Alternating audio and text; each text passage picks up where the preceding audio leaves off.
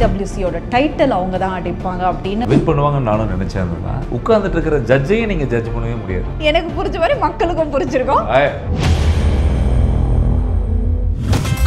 No compromise. உங்க சைடுலயும் எங்க சைடுலயும். It's a GT promise.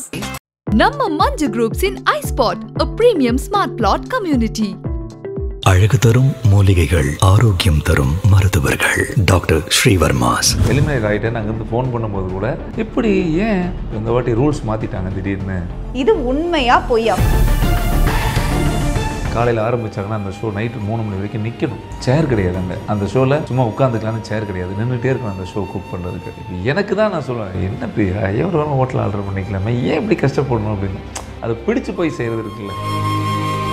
First அவங்களுக்கு கால் வந்ததா பிக் பாஸ்க்கு? பிக் பாஸ் ஷோ வந்து ஒரு பெரிய ஒரு பயிற்சி பற்றை. வெளியிருந்து பார்க்குறவனுக்கு 16 பேருக்கு நம்ம செஸ் காயின் மாதிரி ஃபிக்ஸ் பண்ணி நம்ம விளையாடுவோம். அங்கே இருக்கிற கண்டஸ்டன்ட்டுக்கு அது ஒரு லேப், அது ஒரு பயிற்சி பற்றை. ஒரு சொல்லிட்டு கூடயே நீங்கள் 16 எந்திரிச்சாவே குறைதானே, வந்து காஃபி குடிச்சாவே எலிமினேட். யார் இந்த வீட்டில் முட்டாள்லாம் திக்குன்னு 8 பேர் சீக்கிரம் விட்டுவாங்க. ஹை ஃபீவர், பேசவே முடியாது த்ரோட்டில். நான் வெளியிருந்து இன்றைக்கி வந்தேன் மத்தியானம் ஃப்ளைட்டில். நான் சொல்கிறேன் வந்து நான் ஆர்டர் பண்ணிக்கிறேன், எதுவுமே சமைக்க வேணாம், படுத்துட்டு தான் இருக்காங்க அப்படின்னாங்க. வந்துட்டாங்களும் உள்ளே போய் வச்சுட்டு இந்த சைடு வரேன். எனக்கு பிடிச்ச அந்த அரிசி பருப்பு சாப்பாடு, நம்ம கோயம்புத்தூர் சைடு கொங்கு நாட்டு சமையல். இதுவே கோவம் வரும் எனக்கு. பணம், பொருள், காசு, அந்தஸ்து, தகுதி, இந்த படம் வெற்றி தோல்வி, இதெல்லாம் ஒரு பக்கம் நம்ம மனித வாழ்க்கையில் எக்ஸ்ட்ரா லக்கேஜ் தான். ரியலாக நம்ம வாழ்கிற வாழ்க்கையில் ஒரு தாய் மாதிரியே நம்ம கூட இருக்கிறது இருக்குல்ல, அது பெரிய பாக்கியம் தானே சாமி. ஹாப்பியாக இருக்கேன் நான். அந்த அளவுக்கு பிரியா அக்கா வந்து என்ன சொல்றது, அவனே ஒரு சூதாட்டம் மாதிரி ஒரு படம் எடுக்கிறான். வந்தா மலை போனா உசுறு, பாவம் இல்லை. இனிமேல் அது ஒரு ரிக்வெஸ்டா வச்சுட்டாரு. ரிக்வெஸ்ட் அதான் அப்படியே கெஞ்சி கூத்தாடி. இது வரைக்கும் நான் பிரியாட்ட கூட இவ்வளோ தூரம் நான் பேசுனதில்லை, அதை நான் உங்கள்கிட்ட ஷேர் பண்ணுறேன். அப்போ ஏன் இப்படி பண்ணேன் அப்படின்னு கேட்டேன் நான். அண்ணே வணக்கம். வணக்கம் தங்கம், எப்படி இருக்கீங்க? ரொம்ப நல்லா இருக்கேன், நீங்கள் நலமா இருக்கீங்க? நலமா இருக்கு. ஸோ எப்படி வந்திருக்கு இறுதி முயற்சி? தாங்க இந்த படம் வந்து நான் நிறைய படம் நம்ம கடந்து நான் நடிச்சிருக்கோம், அதில் கலந்து போயிருக்கேன் நிறைய படத்தில். அதில் ஒரு இப்போ நம்ம கமர்ஷியலாக இருக்கும், இந்த படம் இப்படி இருக்கும், இந்த படம் காமெடியாக இருக்கும், இந்த படம் நம்ம ஒரு ஜோனல் ஒன்று சொல்லுவோம்ல, சினிமா அப்படின்னு சொல்லுவோம். இது ஒரு புது உணர்வு எனக்கு என்னோடய லைஃப் கேரியரில். படம் ஓடுது ஓடலை அது நான் மைண்டில் வச்சுக்கல, நான் ரிசல்ட் எதிர்பார்க்கவே இல்லை, இது எக்ஸாம் இல்லை. ஆனால் இந்த லைஃப்பில் நான் வாழ்ந்தேன் பாருங்கள், அது எனக்கு ஒரு புது உணர்வாக இருந்துச்சு. அப்படிங்கிறது என்னுடைய ஒரு ரியல் சம்பவத்தை டைரக்டர் வந்து பண்ணதுனால ஒரு ஒரு ஒரு புதிய ஒரு கதையாக அது நடந்த ஒரு நிகழ்வை அவர் ஒரு வடிவமாக அமைச்சுங்கிறது கொண்டு வந்து கொடுத்தார். தியேட்டர்ஸ் அக்டோபர் 10th அன்னைக்கு இந்த படம் ரிலீஸ் ஆக போகுது. ஸோ கண்டிப்பாக எல்லாருமே தியேட்டரில் போய் பார்க்கணும் அண்ணன் சொன்ன மாதிரி. ஸோ அண்ணா நான் வந்துட்டா பேசிக்காக படத்தை பற்றி மட்டும் கேட்டு எப்படி போக முடியும்? ஸோ ஃபேமிலி சப்ஜெக்ட் அப்படின்னும் போது நம்ம அப்படியே கொஞ்சம் பிரியா அக்காக்கிட்டையும் வரலாம். அவங்கள நம்ம அக்கான்னு சொன்னால் பிடிக்காது, ஓகே பிரியா அப்படி சொன்னால் தான் அவங்களுக்கு பிடிக்கும். அவங்க எப்போ ஷோப்ஸ் கால் மீ பிரியா அப்படின்வாங்க. So how is she by the way? ரொம்ப சந்தோஷம், ரொம்ப நல்லா இருக்காங்களா, ரொம்ப மகிழ்ச்சி. மக்கள் எல்லாருக்குமே வந்து பயங்கர டிசப்பாயின்மெண்ட். CWCயோட டைட்டில் அவங்க தான் அடிப்பாங்க அப்படின்னு ரொம்ப எதிர்பார்ப்பு, டூ மெனி காமெண்ட்ஸ் அண்ட் அப்படிலாம் வந்தது. இதை பற்றி உங்ககிட்ட டிஸ்கஸ் பண்ணாங்களா? நீங்கள் என்ன உங்களுக்கு அது பார்க்கும்போது டைட்டில் ஆக்சுவலாக இவங்க வின் பண்ணுவாங்கன்னு நானும் நினச்சேன் தான், என்ன நினச்சதான். அவங்களும் ரொம்ப ஹோப் வச்சுருந்தாங்க, அதெல்லாம் இல்லை. ஆனால் அதே நேரத்தில் இப்போ அங்கே வர்ற கண்டஸ்டன்ட் எல்லாருமே இப்போ மேபி சமைக்க தெரிஞ்சவங்க வரலாம். ஆனால் இந்த மாதிரி ஷோக்கு வரும்போதே சமைக்கவே தெரிலனா கூட உடனடியாக குக்கை வச்சு டெம்பரவரியாக கூட கற்றுக்கிட்டு, ஏன்னா தெரியாமல் அங்கே போய் மாட்டிக்கு. இப்போ என்ன கூப்பிட்டு சமைங்கன்னு சொன்னால் உங்களுக்கு புரியுதில்ல, டக்கு டக்குன்னு என்ன பண்ணுறது? அப்போ ஏதாவது ஒரு விஷயம் வேணும். அப்போ ஆர்டிஸ்ட்லாம் அங்கே இப்போது ராஜு மற்ற ஆர்டிஸ்ட் எல்லாமே நிறைய பேர் உள்ளே வந்து சமைக்கும் பொழுது அவங்களாம் ப்ராப்பராக கற்றுக்கிட்டாங்களா இல்லை ஆல்ரெடி தெரியுமாங்கிறது நமக்கு தெரியாது. ஆனால் எல்லோரும் ஒரு எண்ட் ஆஃப் த டே பார்த்தீங்கன்னா எல்லோரும் வர்ற எல்லாருமே எப்படியாவது நம்ம ஜெயிக்கணுங்கிறதுக்காக உண்மையாகவே ஹோம்ஒர்க் பண்ணியிருப்பாங்க. ஒரு டிஷ்ஷுன்னா அந்த டிஷ்ஷுக்கு 10 டிஷ்ஷு வீட்டில் பண்ணி பார்த்துருப்பாங்க. லட்சுமி மேடத்துலேருந்து ஷபானாலேருந்து எல்லாருமே, நான் சொல்கிறது எல்லாம், அந்த சுந்தரி அக்காலேருந்து பிரியா மாமா அப்படி தானே. இல்லை அவங்க பேசிக்கலாக எதுக்கு சொல்கிறேன்னா எல்லாத்துக்கும் வின் பண்ணுங்கிற ஒரு இதில் தான் நம்ம அங்கே வரோம். நிறைய நேரங்களில் நல்ல குக்கு தோத்துறது உண்டு. நிறைய வீக் வாரமே பாயிண்ட் கம்மியாகிடும். சில நேரங்களில் அந்த மூமெண்ட்டில் டேஸ்ட் இருக்குல்ல, அது நம்மளால் ஜட்ஜ் பண்ண முடியாது. ஒன்று ஜட்ஜையும் ஜட்ஜ் பண்ண முடியாது, ஃபுட்டை ஜட்ஜ் பண்ண முடியாது. ஒன்று உட்கார்ந்துட்டு இருக்கிற ஜட்ஜையும் நீங்கள் ஜட்ஜ் பண்ணவே முடியாது. அண்ணா நீங்கள் சொன்ன மைண்ட் வாய்ஸ் எனக்கு புரிஞ்சுது, எனக்கு புரிஞ்ச மாதிரி மக்களுக்கும் புரிஞ்சிருக்கும். ஐயோ நான் சொல்ல அப்படி சொல்லக்கண்ணா, நான் இல்லை இப்போ இப்போ எப்படின்னா 3 ஜட்ஜ் இருக்காங்கன்னா 3 ஜட்ஜும் ஒரே மார்க் கொடுத்ததே கிடையாது. கரெக்ட். ஒருத்தர் 9னா ஒருத்தர் 6, ஒருத்தர் 6னா ஒருத்தர் 8. ஏன் 3 பேருக்கு வேறுபடுது? இல்லை சார் அது நல்லா இருக்குன்னு ஒருத்தர் சொல்கிறாரு, இல்லைப்பா அது ஓகே தான் அப்படின்னு இன்னொருத்தருக்கு தோணும், இன்னொருத்தர் சூப்பர்னு தோணும். அப்படி சொல்ல வரேன். ஸோ ஜட்ஜையும் நம்ம ஜட்ஜ் பண்ண முடியாது, அந்த மூமெண்ட்டில் நடக்கிற ஒரு விஷயம். ஸோ இப்போ பிரியா வந்து ஆரம்பத்தில் ஜெயிச்சிருவாங்கன்னு நல்லா பிரியா நேச்சுரலாகவே என்னென்னா ஆக்சுவலாக அவங்களுக்கு ஒரு நிறைய டிஷ்ஷஸ் வந்து சும்மா வீட்டில் இருக்கும்போது இந்த ஷோக்காக கிடையாது, நிறைய ஃபுட் நாலேஜ் கொஞ்சம் நிறைய அதிகம் ஹெல்த்தியாக பண்ணணும், ஏதாவது டிஃப்ரெண்ட்டாக பண்ணணும்னு சொல்லிட்டு வீட்டில் இருக்கும்போது ஏதாவது ஒன்று பண்ணிக்கிட்டே இருப்பாங்க. ஸோ அது ஹெல்த்தியாக இருக்கணுங்கிறதுல ரொம்ப பண்ணிட்டே இருப்பாங்க. இந்த ஷோ வந்து ரொம்ப ஹெல்ப் ஆச்சு. அதாவது அவங்களோட விஷயங்கள் சேகரித்த விஷயங்கள்லாம் மக்களுக்கு தெரியறதுக்கு வாய்ப்பு வந்துச்சு. என்ன இப்போ நீங்கள் கேட்ட மாதிரி ஒரு செமிஃபைனல் வரும்பொழுது மார்க்கு குறையும் பொழுதோ மார்க்கு மேலே வரும் பொழுதோ ஸோ அவங்கள்ட்ட எனக்கு ஒரு விஷயம் பிடிக்கும். எப்படி பிடிக்குன்னா அந்த குக் ஆஃப்னு நான் பிரியாட்ட சொன்னேன். ஆக்சுவலாக என்ன சொன்னேன்னா ஒரு செமிஃபைனலுக்கு முன்னாடி ஒரு ரவுண்டில் வந்து 3 பேர் மார்க் அவங்க டீம் மார்க்கு கீழே வந்துருச்சு. ராஜு அண்டு உமேர் பிரியா 3 பேர் கீழே வந்துட்டாங்க. கீழே வந்தப்போ அப்போ பிரியா மார்க்கு மேலே இருக்குது. அப்போ நீங்கள் நேராக மார்க்கு கீழே வந்தவங்கள நம்ம வேண்டான்னு சொல்லி கட் பண்ணோம்னா ராஜு போயிடுவார். ஆக்சுவலாக நான் சொல்கிறது உங்களுக்கு புரியுது. ஆனால் பிரியா என்ன சொன்னாங்க, குக் ஆஃப் போய்க்கலாம் 3 பேர்த்துக்குள்ளே அப்படின்னாங்க. நான் வீட்டில் வந்து நான் கேட்டேன் ஏன் சொன்னேன் அப்படின்னா, அவங்க சொன்ன இந்த ஷோலேயே எனக்கு பிரியா இது வரைக்கும் நான் பிரியாட்ட கூட இவ்வளோ தூரம் நான் பேசுனதில்லை, அதை நான் உங்கள்கிட்ட ஷேர் பண்ணுறேன். தேங்க்யூண்ணா. சொல்லுங்கள். ஏன் இப்படி பண்ணேன்? நைட் நான் வர வரைக்கும் முடிச்சுட்டு தான் இருந்தேன், 4 மணி 5 மணி அவங்க காலைல வர்றதுக்கு. அப்போ ஏன் இப்படி பண்ணேன் அப்படின்னு கேட்டேன் நான். ஏன் அது உனத்தான் நீங்கள் ஆல்ரெடி பாஸ் ஆகி போயாச்சு, ஏன் இது பண்ணணும் அப்படின்னாரு. சேச்சி அப்படி இல்லை, அவங்களும் எஃபர்ட் போட்டிருப்பாங்க 2 பேரும், மார்க் இந்த வாரம் கம்மியாக இருக்குங்கிறதுக்காக நான் ஒருத்தர் வெளியே போயின்னு சொல்லிட்டு அந்த எஃபர்ட் இத்தனை வாரம் வேஸ்ட் ஆகிடும். இல்லை குக் ஆஃப்னா யார் 3 பேர் சமைக்கிறோமோ எந்த டிஷ் வருதோ நான் போகலாம், இல்லை அவங்க போகலாம், இவங்க போகலான்னு ஒரு வாய்ப்பு அவங்களுக்கு இன்னொரு வாரம் கிடைக்கும் இல்லை அப்படின்னாங்க. அவங்க சொல்லிட்டு தூங்கிட்டாங்க. ஆனால் எனக்கு ஒரு திங்கிங் ஓடிட்டே இருந்தது, சும்மா ஒரு மைண்டில் ஓடிட்டே இருந்தது. ஏன்னா மேக்ஸிமம் அவங்களுடைய விஷயத்துக்கு நான் தலையிடுறதோ அட்வைஸ் பண்ணுறதோ அது ஏன்னா சுதந்திரமான அவங்க எடுக்கிற ஒரு டிசிஷன் அது. நான் அது உண்மையாகவே பெருமையாக நினச்சேன் நான். அதனாலேயே என்னவோ எனக்கு செமிஃபைனல்ஸில் இவங்க இல்லைடா நான் எலிமினேட் ஆகிட்டேன் அங்கேருந்து ஃபோன் பண்ணும்போது கூட எனக்கு அதை விட அந்த எண்ணம் ரொம்ப நான் ரொம்ப கூலாக கம்போஸ்ட் ஆகிட்டேன். அது உங்களுக்கு புரியுதில்ல? ரொம்ப இதாகிட்டேன். பரவாயில்லையே, எனக்கு அதுலேயே மைண்ட் செட் ஆகிட்டேன் நான். சரி பரவாயில்ல, இவங்க வெளியே வந்துட்டால் கூட ஒன்றும் வரணும்னு ஆசை இல்லை. ஆனால் அந்த மாதிரி நிகழ்ச்சி நடக்கும்பொழுது எலிமினேட் எனக்கு ஷாக் இருந்தது. எப்படி ஏன் எல்லாருமே பாராட்டினாங்களே? ஆமாம் எல்லாரும் பாராட்டினாங்க. ஏன் ஃபைனல்ஸ் 5 பேரில் வருவாங்க இந்த வாட்டி? இல்லை இந்த வாட்டி ரூல்ஸ் மாற்றிட்டாங்க, திடீர்னு போர்டு வச்சுருந்தாங்க, ரூல்ஸ் மாற்றிட்டாங்க, ஏதோ சம்திங் ஏதோ சொன்னாங்க உள்ளே இருக்கிறது. சரி பரவாயில்ல வந்தாச்சு. ஸோ வந்ததுக்கப்புறம் நிறைய பேர் என்கிட்ட கேட்டாங்க, நிறைய பேர் கேட்பாங்க என்ன சார் மேடம் தான் ஜெயிக்க வேண்டியது, இந்த மாதிரி என்ன மிஸ் பண்ணிட்டாங்கன்னு. நான் ஒன்று தான், இப்போ நீங்கள் கேட்குற மாதிரி வெளியே 4 இடத்துக்கு போய் நிறைய லேடிஸு நிறைய பேர் என்கிட்ட கேட்பாங்க, சார் அவங்க சூப்பராக சமைப்பாங்க சார், நான் அதெல்லாம் வீட்டில் பண்ணி பார்ப்பேன்னு சொல்லுவாங்க. ஸோ அந்த விருதை விட பெரிய விருது இது இல்லைன்னு நான் நினைக்கிறேன். அதுவே எனக்கு பெரிய சந்தோஷம், ஹாப்பி. ஆமாம் சாமி, அதுவே ஹாப்பி. ஏன்னா நம்ம நடிக்கிறதுனா மனப்பாடம் பண்ணலாம், ஒத்திகை பண்ணலாம், டைலாக் பேசி பார்க்கலாம். இது உணவு இல்லை, இது யாரையும் தப்பும் சொல்ல முடியாது. இப்போ உங்களுக்கு புரியுதில்ல? இப்போ ராஜு வந்து ஜெயிச்சார். இப்போ ராஜு வந்து பிறக்கும்போதே குக்கான்னு எனக்கும் தெரியாது, மேபி அவருக்கும் தெரியாது, ஆனால் ஜெயிக்கிறார்ல அந்த மூமெண்ட்டில். ஒரு டேஸ்ட் நல்லா நான் சாப்பிட்டு பார்த்துக்கல, டேஸ்ட் நல்லா இருந்திருக்கலாம், ஜட்ஜுக்கு அது பிடிச்சிருந்துருக்கலாம். அந்த ஃபிராக்ஷன் ஆஃப் செகண்ட்ல எடுத்த டிசிஷன் எவ்வளோ என்னவோ இருக்கும். அப்புறம் அது ஒரு ஷோ, எண்ட் ஆஃப் தி டே அது ஒரு ஷோ. சரி, இந்த ஷோ பற்றி நம்ம இவ்வளோ பேசுகிறோம், அங்கேருந்து அப்படியே கொஞ்சம் கனெக்ட் பண்ணிங்கன்னா அவங்க வந்து பிக் பாஸில் என்ட்ரி கொடுக்க போகிறாங்க அப்படின்னு பயங்கரமாக ஃபோட்டோ போட்டு பேசப்பட்டது. இது உண்மையா பொய்யா? ஃபர்ஸ்ட் அவங்களுக்கு கால் வந்ததா பிக் பாஸ்க்கு? இல்லை நான் அழைப்பில் இருந்தது, அதெல்லாம் இல்லைன்னு அழைப்பில் இருந்து எனக்கும் தெரியும். எஸ், ஏன் அவங்க யோசிச்சாங்க வேண்டாம்? இல்லை வந்து நான் என்ன யோசிக்கணும், ஒருவேளை அண்ணன் வந்து வேண்டாம் தோணு சொல்லட்டுமா உங்களுக்கு? நான் என்றைக்குமே பிக் பாஸ் ஷோ வந்து மற்றவங்களாம் எப்படியோ யோசிக்கிறதுலாம் வேறு, மற்றவங்களாம் ஒரு மாதிரி யோசிப்பாங்க. தங்கம் பிக் பாஸ் ஷோ வந்து ஒரு பெரிய ஒரு பயிற்சி பற்றை. நான் சொல்கிறது உங்களுக்கு புரியுதில்லை? நீங்கள் வெளியிருந்து பார்க்குறவனுக்கு 16 பேர்த்துக்கு நம்ம செஸ் காயின் மாதிரி ஃபிக்ஸ் பண்ணி நம்ம விளையாடுவோம். அங்கே இருக்கிற கண்டஸ்டண்ட்டுக்கு அது ஒரு லேப், அது ஒரு பயிற்சி பற்றை. உங்களுக்கு அது நீங்களே போனால் கூட பயிற்சி பற்றை தான்.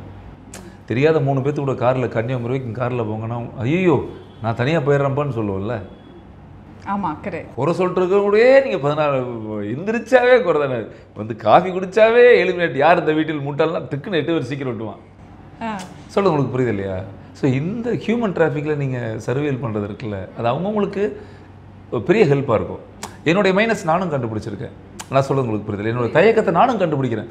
ஓ இந்த இடம்லாம் நான் வந்து வீக்காக இருக்கேன், இந்த இடம் எனக்கு அடுத்தவங்களை ஏதாவது நான் சொல்கிறது. சரி, உங்ககிட்ட கேட்டாங்களா நீங்கள் போன்னு சொன்னீங்கன்னா வேண்டான்னு சொன்னீங்க, என்ன சொன்னீங்க? நான் போன்னு தான் சொன்னேன். அது எப்படி ரெண்டுமே லைக் மேனேஜ் பண்ணுறாங்க? நீங்களும் சரி, அஃப்கோர்ஸ் அவங்க வந்து கிட்ஸாக இருக்கட்டும் நிறைய சொல்லியிருக்காங்க அவங்க personally, she's close to me. ஆமாம். ஸோ அழகாக அது வீட்லேயும் பேலன்ஸ் பண்ணுறதா இருக்கட்டும், வெளியில் ஷூட்டிங்காக இருக்கட்டும், ப்ரொஃபஷ்னலி அது ரொம்ப அழகாக. ஒரு விஷயம் நான் உங்களுக்கு சொல்கிறேன், எனக்கு பிரியாட்ட நல்ல வியந்து சொல்கிற விஷயம்லாம் இருக்குது. ரொம்ப நேர்மையான பொண்ணு, அதில் எனக்கு ஒரு பெரிய மரியாதை இருக்குது, ரெஸ்பெக்ட் இருக்குது. ரெண்டாவது விஷயம், அவங்க இப்போ ஷூட்டிங் இருக்குது, காலைல செம்பருத்தி ஆகட்டும் இல்லை குக்கு வித் கோமளி சமைக்கிற ஷோ தான். இந்த மற்றவங்க என்ன சொல்லுவாங்க, ஐயோ நான் அங்கேயும் போய் சமைக்கணும், வீட்லேயும் சமைக்கணும், இன்றைக்கி ஒரு நாள் ஆர்டர் பண்ணிக்கங்க, இல்லை குக் இருக்காங்க வீட்டில் அவங்க பண்ணிக்கிட்டாங்க. அவங்க அப்பா அம்மா இருக்காங்க, பசங்க 2 இருக்காங்க, நான் இருக்கேன். 3 மணி நைட்டு படுக்கிறதே 2 மணி ஆகிடும்டா. ஆனால் 3:30 மணிக்கு எழுந்திரிச்சு 7 பேர்த்துக்கு என்னென்ன பிடிச்சிருக்கோ தனித்தனியாக ஹாட் பாக்ஸில் பண்ணி எல்லாத்தையும் செட் பண்ணி வச்சுட்டு 7:30 மணிக்கு எனக்கு ஃபில்டர் காஃபி போட்டு அந்த இதில் வச்சு போயிட்டு வரும். சும்மா ஒரு ப்ரெஸ் பண்ணுவாங்க, உங்களுக்கு புரியுதில்ல, போகிறேன் முழிச்சா ஓகே, அப்படி முழிக்கலான்னா அப்படியே விட்டுட்டு போயிடுவாங்க. அப்புறம் திருப்பி நான் எந்திரிச்சு கூடுவேன். ஸோ எல்லாம் அங்கே ரெடியாக இருக்கும், நான் உட்காந்துட்டே இருப்பேன். ஒரு நாள் கூட நான் நிறைய சொல்லியிருக்கேன், என்ன பிரியா இங்கே கஷ்டப்பட்டு திருப்பி அங்கேயும் போய் காலுது. உங்களுக்கு தெரியும்ல, காலையில் ஆரம்பித்தாங்கன்னா அந்த ஷோ நைட்டு 3 மணி வரைக்கும் நிற்கணும், சேர் கிடையாது அங்கே. அந்த ஷோவில் சும்மா உட்காந்துக்கலான்னு சேர் கிடையாது, நின்றுட்டே இருக்கணும் அந்த ஷோ குக் பண்ணுறதுக்கு. அப்படி அந்த கால் வலிக்க காலேருந்து நைட்டு வரைக்கும் நிற்கணும். இவங்க மட்டும் எல்லாமே, லட்சுமி மேடத்துக்குலாம் ஒரு பெயின் இருந்து சேர் கூட போட்டு உட்காந்தாங்க, கஷ்டப்பட்டாங்க. அந்த மாதிரி தான் இத்தனையும் பண்ணிவிட்டு அந்த 2 மணிக்கு வந்தாலும் திருப்பி காலையில் 7 மணிக்கு ஸ்கூல் போவானே சின்னவன், அப்போ திருப்பி அதே 4 மணிக்கு ரொட்டேஷன். அது வந்து நான் எப்படின்னா ஒரு நாள் கூட என்னுடைய இத்தனை நாட்களில் ஒரு நாள் கூட அதை பற்றி இதுவோ நம்ம ஏதாவது ஒரு சின்ன ஒரு கோபதாபத்தில் ஏதோ ஒரு நிகழ்ச்சியில் கூட அந்த விஷயத்தை அந்த டாப்பிக்கே எடுத்துகிட்டு வர மாட்டாங்க. இப்போ எனக்கு தான் நான் சொல்லுவேன், என்ன பிரியா ஏன் ஒரு வேணும் ஹோட்டலில் ஆர்டர் பண்ணிக்கலாமே, ஏன் இப்படி கஷ்டப்படணும் அப்படின்னு. அது பிடிச்சு போய் செய்கிறது இருக்குல்ல, அது சமையலுங்கிறது இல்லை, அது ரொம்ப பிடிச்சு போய் செய்கிறது இருக்குல்ல, அது ஒரு தாய் உள்ளத்தோடு செய்கிறது இருக்குல்ல, அதுதான் எனக்கு பிரியாட்டு. நான் அதை வியந்து பார்க்குறேன். நான் கடமை, ஐயோ ஏதாவது எந்திரிக்கணும், இத்தனை பேத்துக்கு சமைக்கணும். அடுப்பில் வந்து ஒரு நாள் கூட சலிச்சுட்டு பண்ணதே கிடையாது, என்ன கஷ்டமாக இருந்தாலும். ஈவன் இப்போ நான் இங்கே வரேன், ஃபீவர். ஆமாம், ஹை ஃபீவர், பேசவே முடியாது த்ரோட்டில். இப்போ நான் வெளியிருந்து இன்றைக்கி வந்தேன் மத்தியானம் ஃப்ளைட்டில். வரும்போது நான் சொல்கிறேன், வந்து நான் ஆர்டர் பண்ணிக்கிறேன், எதுவுமே சமைக்க வேணாம், படுத்துட்டு தான் இருக்காங்க அப்படின்னாங்க. வந்து நாங்களும் உள்ளே போய் வச்சுட்டு இந்த சைடு வரேன். எனக்கு பிடிச்ச அந்த அரிசி பருப்பு சாப்பாடு, நம்ம எங்கள் கோயம்புத்தூர் சைடு கொங்கு நாட்டு சமையல், அது ஒரு கப்பில் எல்லாம் போட்டு தயிர் ஒரு கீ இதெல்லாம் எடுத்து ரெடி பண்ணி, இதுவே கோபம் வரும் எனக்கு. அது உங்களுக்கு புரியுது, இதுவே எனக்கு ஒரு கோபம் வரும். இப்போ அது எதுக்கு அதெல்லாம் சொல்கிறேன்னா பாருங்கள், நம்ம உங்கள்கிட்ட பகிர்ந்துக்கும் பொழுது நம்ம இந்த பேட்டி எடுக்கிறோம், பேசுகிறோம். நான் சொல்கிறது உங்களுக்கு புரியுதில்ல சாமி. இதெல்லாம் தாண்டி நமக்கு ஒரு நிறைவு, பணம், பொருள், காசு, அந்தஸ்து, தகுதி, இந்த படம் வெற்றி, இப்போ நம்ம பேசுகிறோம், இந்த படம் வெற்றி, தோல்வி, இதெல்லாம் ஒரு பக்கம் நம்ம மனித வாழ்க்கையில் எக்ஸ்ட்ரா லக்கேஜ் தான் நான் சொல்கிறது எல்லாமே. ஆனால் ரியலாக நம்ம வாழ்கிற வாழ்க்கையில் ஒரு தாய் மாதிரியே நம்ம கூட இருக்கிறது இருக்குல்ல, அது பெரிய பாக்கியம் தானே சாமி. அதை நான் ரொம்ப கொடுத்து நான் ஹாப்பியாக இருக்கேன் நான். ஸோ எனக்கு ஒரு சந்தோஷம் மட்டும்தான் பிரியாட்ட இருக்குது. ஜெயிச்சா பாராட்டுறதை விட தோத்தாலே எதாக இருந்தாலும் பார்த்துக்கலாம் விடு அப்படிங்கிற அது இருக்கிறப்பவே எனக்கு ஒரு மைண்டு ஹாப்பியாக இருக்குல்ல, அது தனி சந்தோஷத்தை கொடுக்கும். நீங்கள் ஒரு கேள்வி கேட்டதுக்கு நான் பிரியா எவ்வளோ பதில் சொல்லிட்டேன்ல, அந்த அளவுக்கு பிரியா அக்கா வந்து என்ன சொல்கிறது, ஃபுல் ஆன் அப்படி தான் சொல்லணும். I think best mother, best wife and she's a best person too. அதை நிறைய வாட்டி அவங்ககிட்டே சொல்லியிருக்கேன், ஸ்வீட்டஸ்ட் பர்சன் அப்படின்னு சொல்லி. ரொம்ப பிடிக்கும் தெரியல, எனக்கும் அவங்கள ரொம்ப பிடிக்கும். ஏன்னா நான் அந்த இன்டர்வியூவில் நாங்கள் வீட்டில் பேசும்போது ரியலாகவே நீங்கள் பேசுனதெல்லாம் போட்டு நாங்கள் பேசிப்போம். Oh super. And coming back to the மூவினா, இறுதி முயற்சி அப்படின்னு நம்ம லைஃப்பில் வந்து இறுதியாக ஒரு முயற்சி எடுத்து அதுலேயும் நம்ம தோற்றுருப்போம், இல்லை சில டைம் அதில் நம்ம வெற்றி அடைஞ்சிருப்போம். அந்த மாதிரி ஏதாவது ஒரு சிச்சுவேஷன் உங்களுக்கு நடந்திருக்கா? சாமி, என்னோட மனசு செமையான மனசு. என்னை பற்றி எனக்கே எனக்கு ரொம்ப பிடிக்கும். ஓ சூப்பராக பிடிக்கும். நான் தோடவே மாட்டேங்க, நான் முயற்சி பண்ணிகிட்டே இருப்பேன் எப்போவுமே. எப்போ என்னோடய வேலையே தான். அப்படின்லாம் டயர்டாக இருந்தே ஆக மாட்டேன். நான் ஆனது இல்லை. பொருளாதார முடக்கம் வரும், கவலைப்படுவேன். திட்டமிடுதல் சரியாக பண்ணியிருக்கலாமோ அப்படி தான் யோசிப்பேன். ஐயோ நான் அந்த முயற்சியே தேவையில்லை, பண்ணியிருக்கவே கூடாது. ஏன் தெரியுமா அதுன்னா, ஒரு வருஷத்துக்கு 300 படம் வருது சாமி, 250 படம் ப்ரொடியூசர் எடுக்கிறாங்க, 5 படம் தான் ஓடுது. 245 பேரும் என்னை விட கடுமையான நிலையில் பாதிக்கப்படணும். அதெல்லாம் யோசிப்பேன். நாம் கஷ்டப்படுறோம், இது நம்ம பணம் போடுறதுனால தெரியுது. சரி நீ தப்பிச்சிட்ட, என்னை வச்சு படம் எடுக்கிறவங்க மட்டும்னா பரவாயில்லையா? நான் அடுத்த படத்துக்கு சம்பளம் வாங்கிட்டு போயிடுவேன். அப்போது வழி எல்லாத்துக்கும் ஒன்று தானே. நான் அப்படி தான் யோசிக்கிறேன். அதனால் ஓகே பார்த்துருவோம். இந்த நமக்கு வர்ற பிரச்சனைலாம் முடிக்கணும்னா வெற்றி அவசியம். நமக்கு வர்ற பிரச்சனைகளுக்கு இதெல்லாம் சால்வ் பண்ணணும் அப்படின்னா நமக்கு அது ஜெயிச்சே ஆகணும். அந்த ஒரு வெற்றி 1000 தோல்விகளுக்கு பதில் கொடுக்குண்டா ஓடு. ஸோ படம் டைட்டில் மட்டும் தான் எதிரி முயற்சி, அண்ணனை பொறுத்துக்கு அது என்றைக்குமே விடாமுயற்சி சொல்லலாம். என்னன்னா ஓகேவா, படம் வருது, ஓடணும், மக்கள்கிட்ட அது கனெக்ட் ஆகணும் அப்படின்ற ஒரு விஷயம் இருக்குல்ல. நிச்சயமா. ஏன்னா இந்த படத்துக்கு மட்டும் ஏன் அண்ணன் வந்து அப்படியே இல்லை, அது என்ன வார்த்தையில் நான் உங்களுக்கு அந்த மாதிரி சொல்கிறேன்னா, இப்போ நம்ம எல்லாருமே இது எண்ட் ஆஃப் தி டே இது ஒரு இன்வெஸ்ட்மெண்ட் பண்ணியிருப்பாங்க. அந்த படம் ஓடினா தான் பணம் திருப்பி வரும், அது ஓடும், தியேட்டர் கிடைக்காமல் இருக்கும். இதெல்லாம் நம்ம இதுக்கு தெரியாது. ஏன்னா நம்ம உச்ச நட்சத்திர நடிகர்கள் கிடையாது, வியாபாரத்தில் இருக்கக்கூடிய கலைஞர்கள் இந்த படத்தில் யாருமே இல்லை. ஸோ அப்படிங்கிறதுனால அந்த போராட்டம் இருக்கவே இருக்கும். ஏன்னா எப்படி ஒரு சிறந்த கதை எழுதுறதுமோ அதை விட 10 மடங்கு தாய்மை வழியை விட அதிகமான வழி வந்து அந்த ரிலீஸ் பண்ணுறது. படம் நடிக்கும் பொழுதும் சரி, படம் ரிலீஸ்க்கு அப்புறம் அஃப்கோர்ஸ் அந்த தேட்டரில் ஒரு விஷயம் இன்னைய வரைக்கும் அது போராட்டமாக தான் இருக்குது. ஒரு பெரிய ஸ்டார்டம் அந்த படத்தில் நடித்தா அதுக்கான ஒரு செல்லிங் வேல்யூபிள் வேறு லெவலில் இருக்குது. ஆனால் நீங்கள் சொன்ன ஒரு பாயிண்ட் வேலிடான பாயிண்ட்னா, இந்த ஒரு பயம் உங்களை தாண்டி கண்டிப்பாக படத்தில் இருக்கிற அத்தனை பேர், முக்கியமாக டைரக்டர்ஸ்லேருந்து ப்ரொடியூசர்ஸ்லேருந்து இது நடந்துகிட்டே தானே இருக்குது. இது வந்து இப்போ இல்லை, சினிமா ஆரம்பித்ததுலேருந்து இருக்க தான் செய்யுது. ஆனால் ஒரு விஷயம் கால மாற்றம் என்னென்னா, அன்னைக்கெல்லாம் வந்து ஒரு பொருளை வாங்குறவங்க வியாபாரி அப்படிங்கிறத தாண்டி அவங்க ஒரு சினிமா ரசிகனாக இருந்திருக்காங்க. பாதி பேர் நல்லா இல்லாத படம்னா 1 நாள் 2 நாளில் தூக்கின சரித்திரமே கிடையாது. அன்னைக்கு நிறைய படங்கள் எடுத்தாங்களே, நல்லா இல்லை அப்படின்ட்டா ஒரு ஷோ தூக்கிடு ஓடிப்போ அப்படின்னு எட்டி ஒரு உதவ வச்சு வெளியே போடுறது கிடையாது. இல்லை, படம் ரிலீஸ் ஆகிருக்கும், அவங்களுக்கும் ஏகப்பட்ட வழிகள் இருக்கும். அந்த படம் 3 நாளோ 1 வாரமோ அடுத்து வெள்ளிக்கிழமை வரைக்கும் அந்த தேட்டரில் இருக்கும். ஆள் வராமல் போஸ்ட் இருக்கும், ஷோ வேணால் கேன்சல் ஆகலாம், ஆள் வரலிங்க அப்படின்லாம் இருக்கலாமே தவிர அந்த மாதிரி இருந்ததில்லை. அன்றைக்கி எம்ஜி இருந்தது, மினிமம் கேரண்டி, செக்கு கொண்டாந்து கொடுப்பாங்க, பணம் கொடுப்பாங்க, ராயல்ட்டி இருந்தது. சிறிய படங்களுக்கு கூட ஏதோ ஒரு வியாபாரம் இருக்கும், முதலாளிகளுக்கு ஏதோ ஒரு நடக்கும். ஆமாம், எல்லாம் இருந்தது. இன்றைக்கி அதெல்லாம் இல்லைல்ல. இன்றைக்கி அதெல்லாம் எப்படின்னா வளர்ந்த நடிகர்களுக்கு மட்டும்தான், வளர்ந்த மீன்ஸ் மார்க்கெட்டில் இருக்கக்கூடிய நடிகர்களுக்கு மட்டும்தான் அந்த மாதிரியான நிகழ்வு இருக்குது. மீதி 80% 90% அந்த விஷயம் இல்லை. வியாபாரம்ங்கிறது ஜீரோக்குன்னா வியாபாரம் ஜீரோ, எங்கேருந்துமே பணம் வராது. மக்கள்கிட்ட போய் அந்த படம் ஓடினா மட்டும்தான் தயாரிப்பாளருக்கு ஏதாவது ஒரு நிதி உதவி கிடைக்கும், மற்றபடி அதெல்லாம் ஜீரோ.